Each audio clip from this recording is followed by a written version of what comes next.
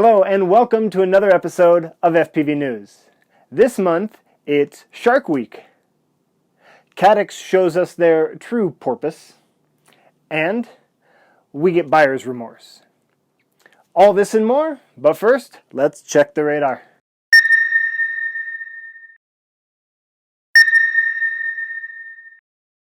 Alright, let's start off by talking about goggles. And for the first time on FPV News, it's not Orca.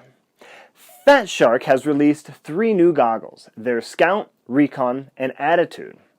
The Recon is version 3, and it's $90, has a 55-degree field of view, has 800 by 480 resolution.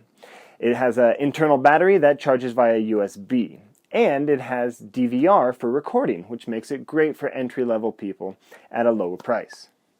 Next up is the Scout. These goggles cost $200, it has a 50-degree field of view, and has 1136 by 640 resolution at a refresh rate at 60 frames per second. These goggles have diversity, and you may only see one antenna, but the other antenna is built into the faceplate of the goggles. They also have a fan, DVR, and one of the best features is it has a removable foam piece, so you can wear glasses inside of these box goggles. Lastly, Fatshark has their Attitude version 5. These goggles are around $300, and they have a 30-degree field of view, 640 by 400 OLED resolution. They also have a fan, DVR, diversity. But these goggles have a module bay with internal wiring so you can put in a different receiver. And for a limited time, they come in this wicked machine green color. Now, if you need an antenna to match with your goggles, Lumineer has now released their AXII V2 circular antennas.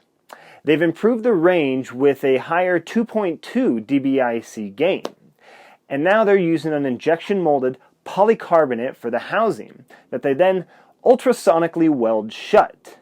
Now, I've been using the AXII antennas for a couple years now, and I use them because they're strong and robust. And if they've improved on that, I'm going to be breaking a lot of other parts before I break the antenna.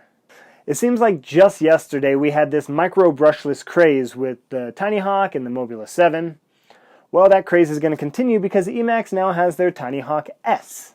It's a 2S version of the TinyHawk, and aside from a bigger battery, it has a better power delivery system that should give you 20% more flight time, an adjustable camera, and they've strengthened the struts on the frame to make it better for impacts. So, if you wanted more power from the first one, here's your new quad. Let's shift into talking about stacks now. HGLRC has just released an F7 dual gyro 30x30 stack. It has a 60 amp all-in-one ESC and an adjustable VTX. Altogether, it weighs just under 30 grams, can take 3 to 6S, and costs $140. If you're looking for a smaller stack, look at the Diatone Mamba F7 Mini. This is a 20x20 stack, has 30 amp all-in-one ESCs, and can take 3 to 6S also. This hobby seems to go through phases. A couple months ago it was micro brushless, and then it was Cinewhoops, and now it seems to be HD cameras. So if you're looking for a GoPro Session size camera, here's a couple more for you to consider. Runcam has just released their Runcam 5. It's about $100 and it's a 4K camera that shoots in 30 frames per second. It also has 2.7K and 1080p. This camera weighs 56 grams and was going to be one of the lightest until Caddx came out with theirs, which is 49 grams. This is the Caddx Dolphin. It's waterproof and they say can record for up to 3 hours. The rest of the details are limited, but you can check it out around July 10th. If you're on the lookout for a new frame company, please go look at Catalyst Machinework. I just discovered them from a viewer that recommended I go look at their products. And I found their Facebook group was really nice and supportive. It's really cool to engage with the manufacturer of the products that you enjoy and get to use. They have everything from 2-inch all the way up to 6-inch, and they have some very unique designs.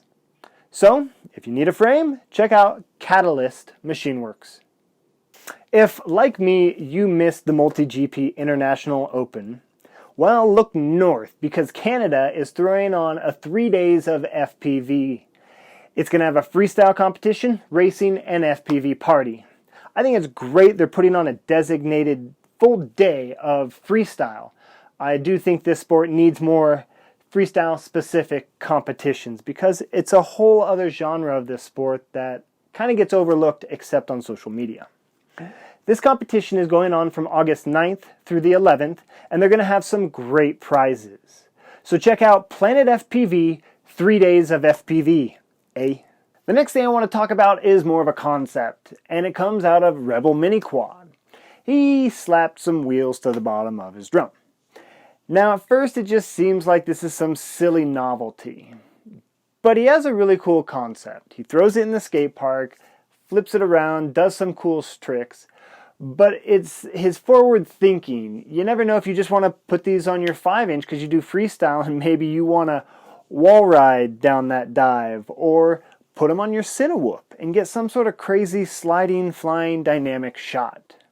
Whatever it is, great job Rebel Mini Quad for just thinking outside the box and coming up with a whole new concept for us to play with. And now for our featured pilot. This month it's Dust in the Wind. I had the pleasure of flying with him a couple weeks ago, and he really impressed me with his knowledge and courage while he was out there 1.5 miles still doing tricks and splitting gaps.